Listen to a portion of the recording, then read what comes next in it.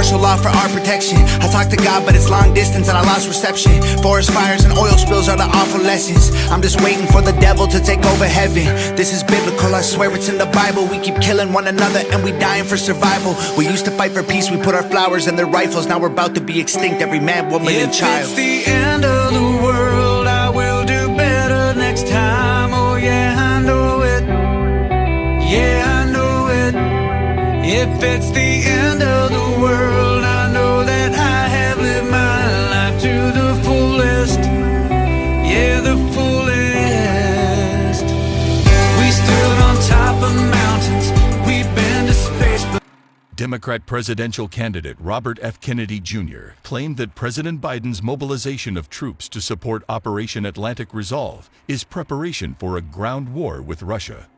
Kennedy reacted to Biden's decision to call up thousands of military reservists to bolster U.S. troops in Europe as part of the 2014 operation.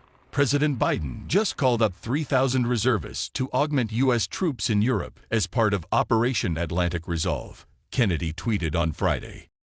"I want people to understand what this troop mobilization is about," he continued. "It's about preparing for a ground war with Russia."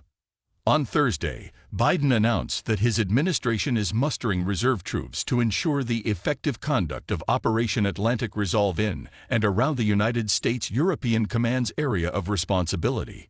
The president is calling up 3,000 reserve troops from the selected and individual ready reserves, with no more than 450 from the individual ready reserve. Biden's troop augmentation comes while the president is overseas for the NATO conference.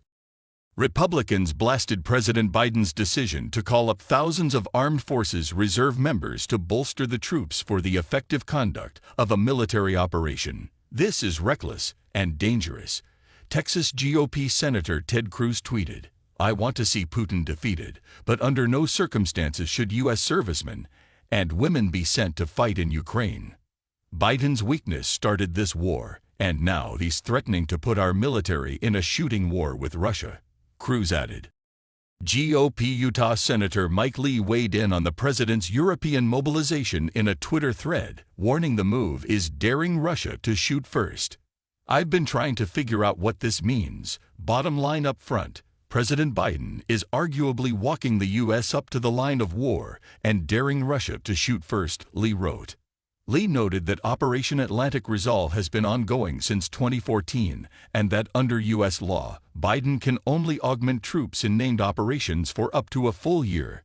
Open source information on Operation Atlantic Resolve from DoD does not suggest any forces are present in Ukraine under this mission, Lee wrote. Since conflict with Russia and Ukraine came to blows in 2014, rotational deployments under Atlantic Resolve have been considered a backbone of deterring Russia from crossing NATO's eastern flank. Lee also warned that the active duty activation and deployment of these additional forces is a dangerous provocation, knowing full well NATO's eastern flank is adjacent to active hostilities. President Biden did the same thing at the beginning of the war in Ukraine in 2022, massively increasing our active duty force presence when we knew hostilities were imminent. But now it's even more risky because hostilities are active. Not only does this run the risk of further locking us into supporting Ukraine, now the military-industrial complex will say the U.S. military presence is the one thing preventing Russia from crossing NATO's eastern border, and that we have to maintain such presence indefinitely.